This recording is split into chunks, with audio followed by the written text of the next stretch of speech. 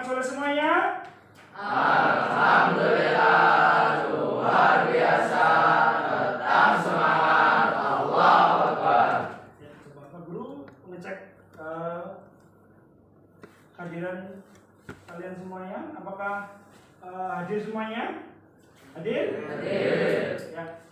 Terus selanjutnya kita akan berdoa yang akan dipimpin oleh Ketua kelas Mas Abid, silakan. Istaidu Istadakna doaan Rabbi sholli sadri wa yassir li amri wahlul 'uqdatam min lisani yafqahu qawli Rabbi zidni ilma warzuqni fahma wazidni huda. Kita akan menyanyikan bersama lagu Satu Nusa Satu Bangsa yang akan dipimpin oleh Ketua kelas kita Mas Abid. Ya, semuanya bisa berdiri.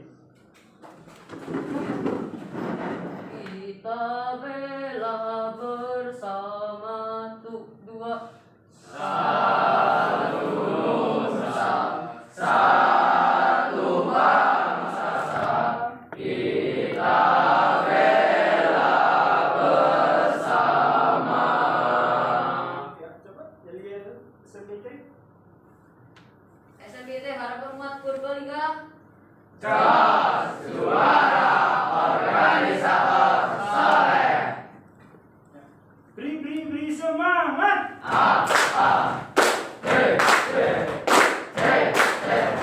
Namun Ya, tepuk tangan untuk kesempatan.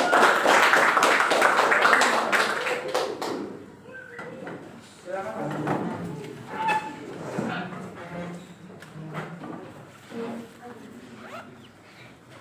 Ya, anak soleh semuanya, sebelum Pak Guru melanjutkan materi bukan kemarin, Pak Guru akan bertanya terlebih dahulu pada kalian, siapa yang tahu masih ingat materi pekan yang lalu? Siapa? Angkat tangan. Ya, angkat tangan. Ya, silakan Mas Aryo. Apa materi kita pekan yang lalu? Dampak dan upaya menghadapi globalisasi. Dampak dan upaya menghadapi globalisasi. Ya, Dampak dan upaya menghadapi globalisasi. dampak dan upaya globalisasi. Coba Mas Fahmi, apa materi kita pekan kemarin? Globalisasi ada dampak positif dan negatif. Nah, kita kemarin belajar bagaimana cara menghadapinya sekaligus bagaimana cara menghindari dampak negatif dan memperoleh dampak positif. Kita belajar bentuk-bentuk globalisasi dan bagaimana cara menghindari dampak negatif dari globalisasi. Bentuk-bentuk globalisasi masih ingat apa saja, Mas? Bentuk di bidang transportasi, Yang transportasi, kemudian komunikasi, komunikasi, iptek, iptek, dan kebudayaan. budaya. Ya, manfaat globalisasi apa manfaatnya, Mas? Iptek, kita dapat merasakan manfaat dari iptek yang berkembang. Transportasi memudahkan bepergian tanpa ribet lagi. Teknologi, di sini ada dampak positif dan negatif yang kita rasakan, yaitu mendapatkan yang jauh dan sebaliknya. Kesenian luasnya kesenian angklung pemancanegara. Perdagangan di era ini kita dapat melakukan perdagangan dengan mudah menggunakan online. Oh ya, terima kasih. Tepuk tangan untuk kalian semua. Tujuan kita pertama adalah kalian diharapkan mampu menganalisis faktor penyebab terjadinya perubahan sosial. Ya, jadi apa yang menjadikan terjadinya sebuah perubahan sosial. Kemudian yang kedua, kalian juga diminta untuk diharapkan mampu memahami bentuk-bentuk perubahan sosial.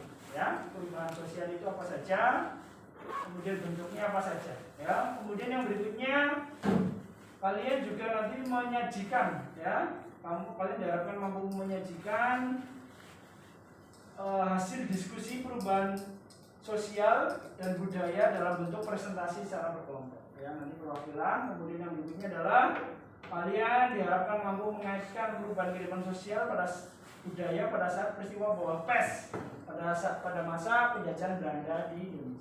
Jadi itu tujuan pembelajaran kita pada pagi hari ini, ya. Sebelum kita melanjutkan, sekali lagi Pak Guru akan memberikan beberapa pertanyaan dalam bentuk pretest, ya, untuk mengukur pemahaman kalian tentang apa penyebab perubahan sosial dan apa bentuk-bentuk perubahan sosial, ya. Bisa dipahami? Ya. Waktunya adalah 3 menit. Silakan kalian mempersiapkan alat tulis. Ini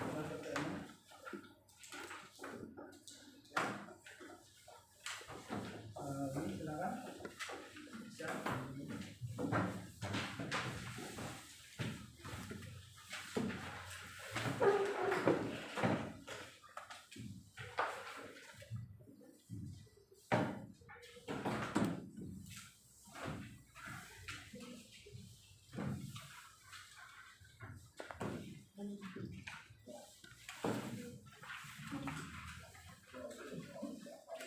Ya,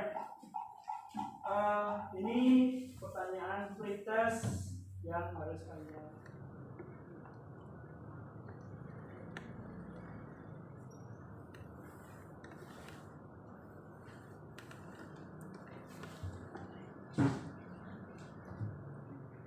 Silakan bisa diambil pekerjaan dari ini.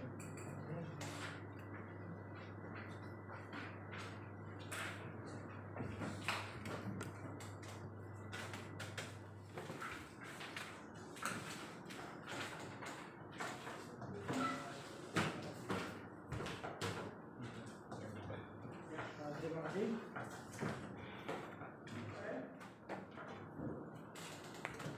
Sekarang kita masuk sebuah era yang namanya apa? Pandemi, ya, pandemi COVID-19, di mana ini kejadian, ya, bencana ini terjadi hampir menyeluruh di seluruh dunia bahkan, ya. Jadi ini kemudian membedakan antara pandemi dan endemi, ya. Apa itu pandemi dan apa itu endemi. Jadi kita sekarang masuk ke sebuah masa di mana wabah penyakit COVID-19 menjangkiti di seluruh dunia, ya. Tidak hanya Indonesia tapi di seluruh dunia, ya. Coba sebelumnya aku ingin bertanya kepada kalian, apa kalian pernah menggunakan aplikasi tatap muka atau video conference? Pernah? Pernah? Ya, apa itu? Zoom, ya, atau Google? Ya, itu adalah salah satu perubahan yang terjadi, perubahan yang terjadi karena adanya pandemi. Karena apa? Kita diminta untuk melakukan pembatasan berskala besar, ya, berskala luas. Kita diminta untuk membatasi. Makanya sampai sekarang sebagian sekolah masih tutup karena apa? Pandemi yang mengharuskan kita nggak berkumpul, ya, mengurangi berkumpul, ya. Jadi kita sekarang banyak mengandalkan aplikasi tatap muka, ya, seperti Google Meet dan Zoom. Ya, itu yang kemudian menjadi menjadi sesuatu yang dibutuhkan, ya. Jadi kita tidak bisa lepas, ya, sekarang tidak bisa lepas dari penggunaan media sosial, ya. Termasuk salah satunya adalah menggunakan aplikasi seperti ini untuk membantu kita untuk memudahkan yang bekerja di kantor, ya, yang sekolah, yang kuliah dan seterusnya. Itu sekarang banyak mulai itu. Kemudian coba Pak Guru tanya, kira-kira kebiasaan baru apa lagi, ya, perubahan apa lagi yang sering terjadi di masyarakat karena adanya pandemi? Silakan coba, ada yang tahu apa kebiasaan baru atau yang kita kenal dengan new normal yang membedakan kita sebelum ada pandemi? Apa saja? Coba angkat tangan. Ya, silakan Mas Suka. Memakai masker, ya. Kita sekarang diminta untuk jangan lepas masker bahkan ya, diminta, apalagi kalau kita sudah berada di luar rumah ya. Kemudian apa lagi Mas Abid? Menjaga jarak ya. Kita kemudian tidak sering melakukan kerumunan ya, berkumpul dalam skala yang besar karena apa? Berpotensi untuk menyebarkan virus ini ya. Ada lagi Mas Fahmi? Pola makan. Pola makan, kenapa pola makan? Masyarakat jadi sadar kalau makanan itu harus diatakan daya tahan tubuhnya kuat. Iya, kita harus mengkonsumsi makanan-makanan yang makanan-makanan yang sehat. Karena apa? Kita harus menjaga imunitas ya. Karena di tengah pandemi ini ya, kita banyak yang harus diubah ya. Kita tidak asal-asal makan sembarangan ya, tapi kita benar-benar memilih makanan yang mampu menjaga imunitas kita. Karena apa?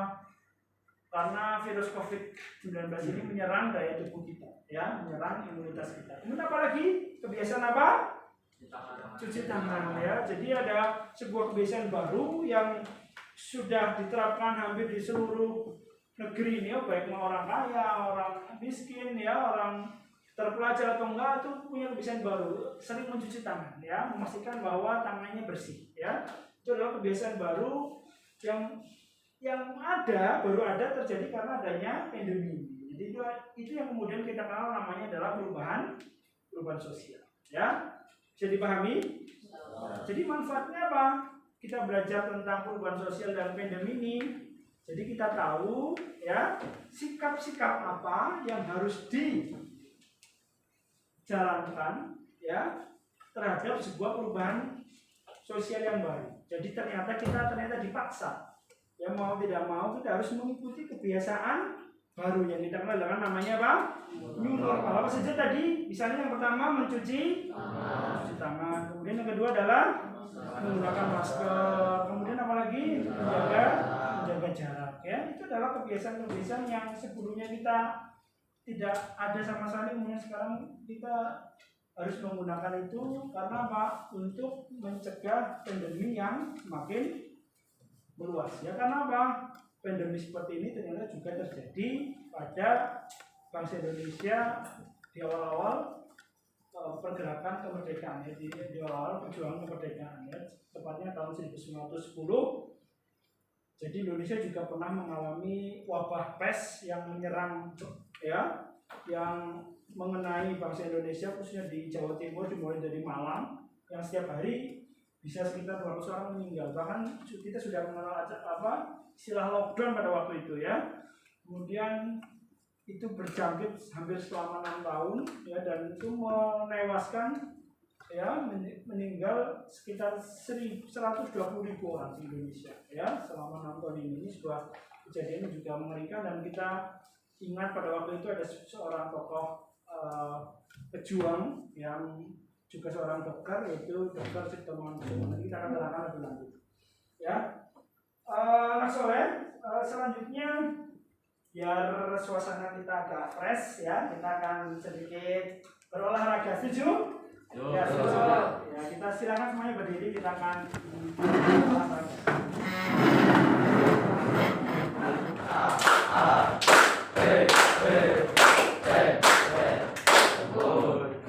Kita akan sedikit merenggangkan fisik kita sebelum kita masuk. Yuk mulai.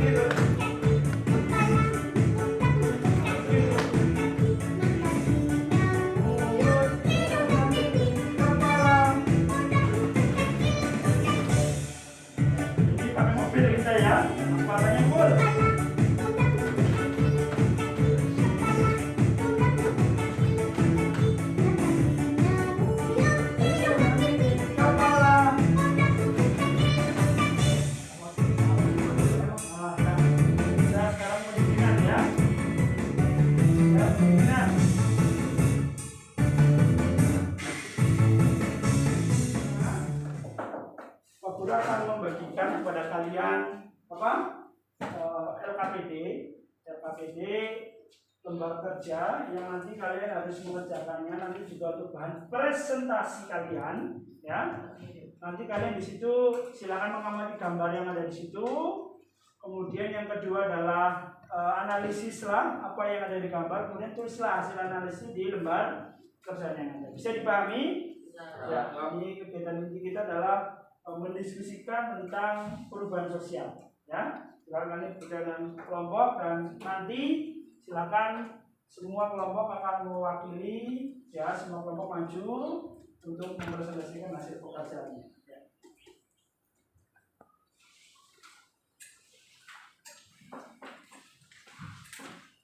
Ya, silakan dipimpin oleh ketua kelompoknya. Ya. Kita diskusi, pastikan kalian bekerja sama dengan tanggung jawab, ya. Dan nanti presentasi untuk kemudian dengan sebaik-baiknya, ya. Terima kasih, nanti Pak Guru akan menilai selama proses diskusi dan presentasi. Silakan dikerjakan, waktunya adalah 10 menit dari mulai perubahan dalam PPPM cukup semua bagian dalam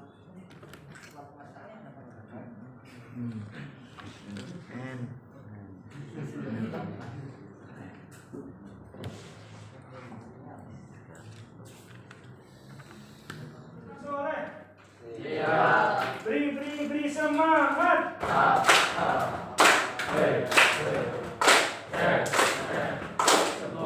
Ya, selanjutnya Pak Guru minta dari tiga kelompok yang ada untuk mempresentasikan hasil dari diskusi kalian, ya.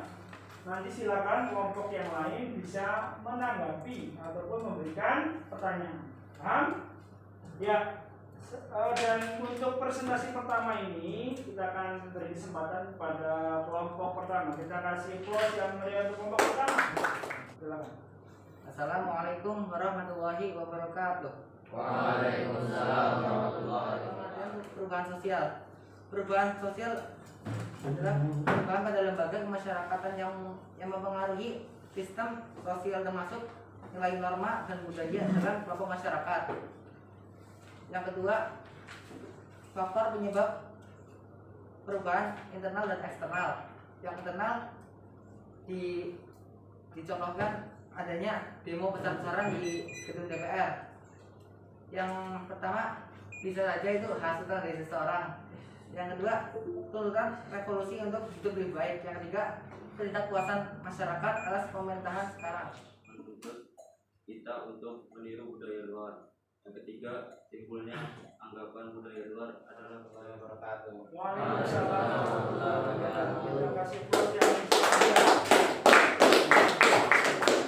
ya, selanjutnya sesi tanya jawab. Silakan kalau ada yang memberikan tanggapan dari kelompok 2 dan pertanyaannya dari kelompok 3 bisa diwakili oleh Mas Reno. Apa saja lembaga kemasyarakatan yang berperan dalam perubahan sosial dan bagaimana jika perubahan itu tidak benar? Ya, Mengapa gambar nomor 4 disebut perubahan cepat?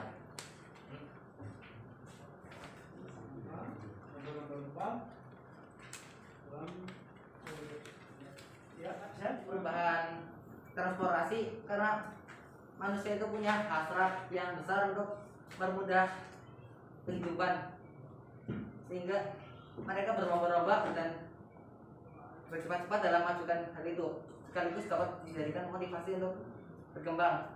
Untuk soal kelompok 3, lembaga yang berubah termasuknya lembaga keagamaan, lembaga kemasyarakatan yang dibentuk masyarakat sendiri dan juga lembaga pemerintah. ya, tepuk tangan untuk pengalaman lagi pada Mas Habib, ya. Silakan.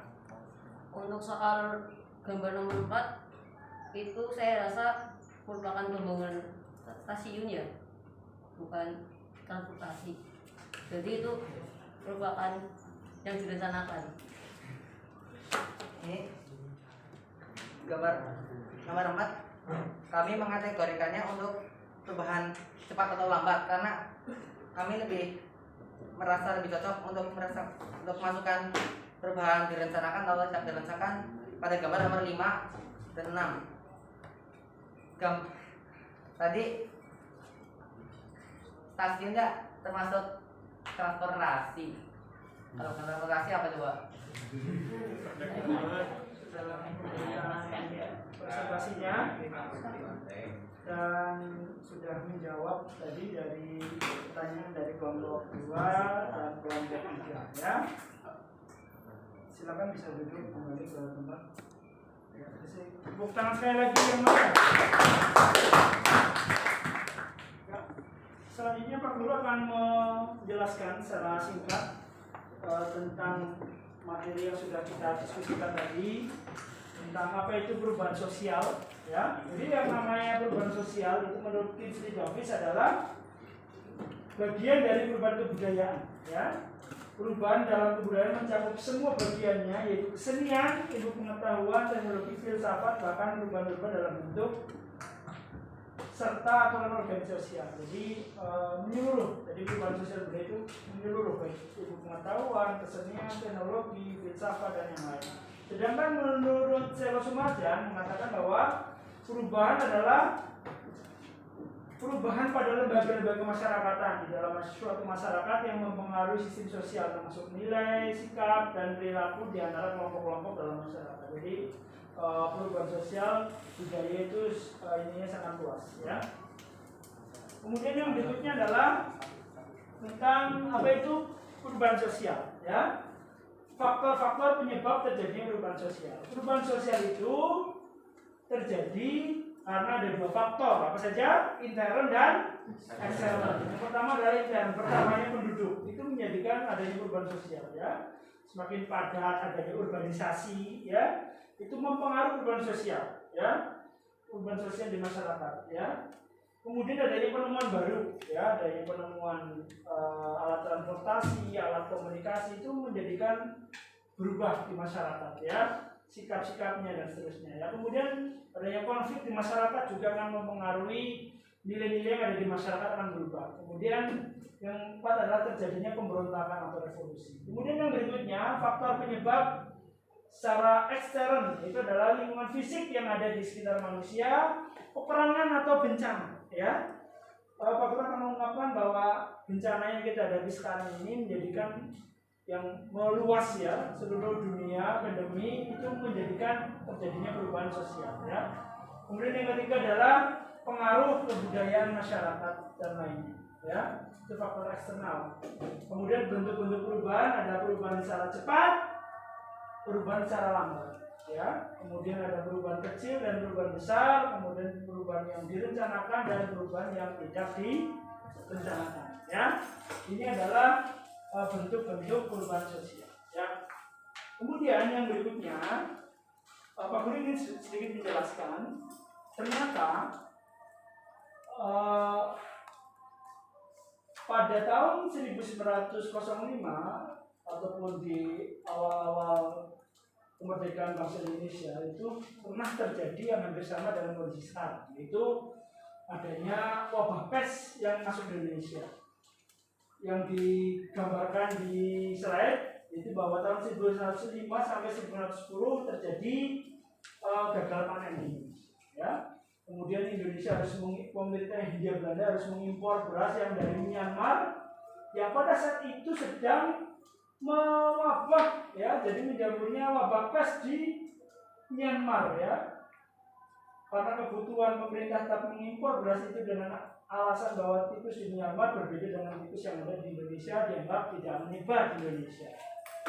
Kemudian beras masuk ke Indonesia di Malang dan ternyata di karung beras impor itu ada tikus yang terinfeksi bakteri pes dan itu beradaptasi di Malang yang suasananya pada waktu itu sangat cukup sejuk ya. Jadi untuk berkembangnya wabah pes ini berkembang dengan pesat dan 1 bulan kemudian ternyata di Malang 17 orang meninggal ya.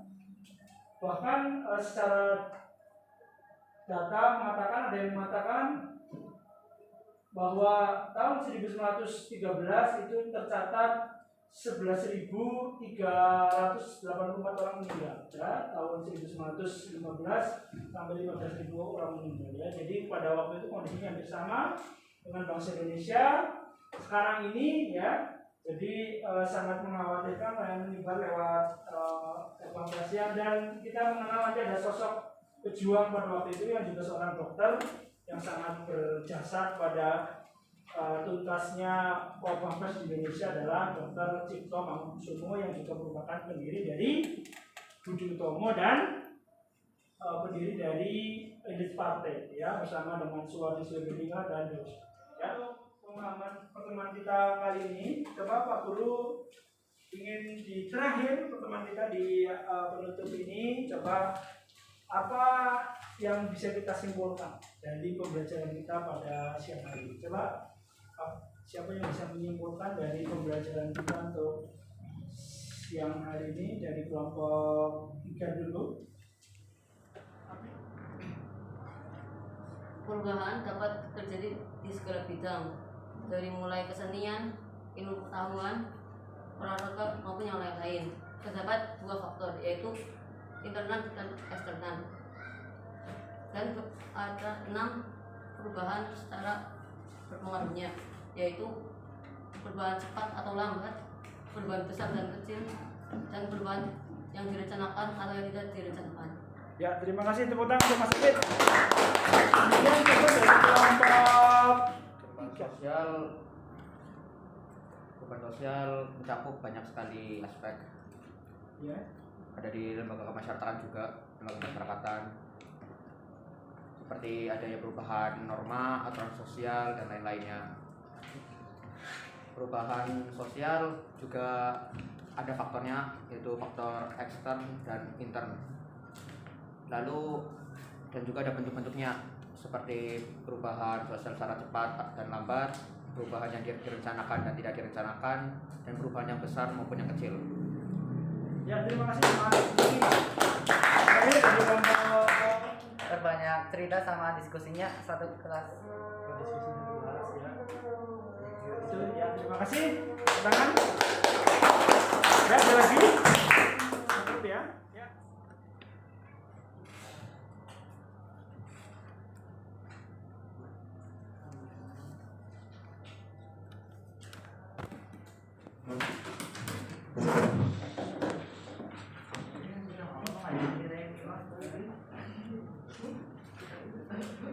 Ya, terima kasih. Alhamdulillah kegiatan pembelajaran kita selesai pada waktu yang pas ya. Alhamdulillah kita tutup ya. Kalau tidak ada tambahan lagi, tapi sebelum kita tutup, tugas kalian nanti adalah membuat sebuah video secara berkelompok ya, dan menggunakan fasilitas pondok tentang tanggapan ya dari muslim atau guru ataupun yang lain di lingkungan sekolah tentang pandemi yang terjadi sekarang ini ya, tanggapannya Pak ya, pendapatnya tentang pandemi, bagaimana sikapnya dan seterusnya tentang pandemi.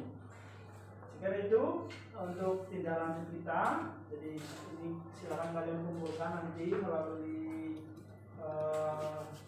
WA ya, email WA dan secara kelompok, nanti semua kelompok berusaha untuk membuat video yang bagus tentang tanggapan lingkungan kalian tentang pandemi ya. Sekian itu, terima kasih atas perhatian kalian. Marilah kita tutup dengan bacaan hamdalah dan penutup majelis. Alhamdulillahirabbil alamin. Subhanallahumma wa bihamdika asyhadu an la ilaha illa anta astaghfiruka wa atubu ilaik. Assalamualaikum warahmatullahi wabarakatuh. Waalaikumsalam warahmatullahi wabarakatuh.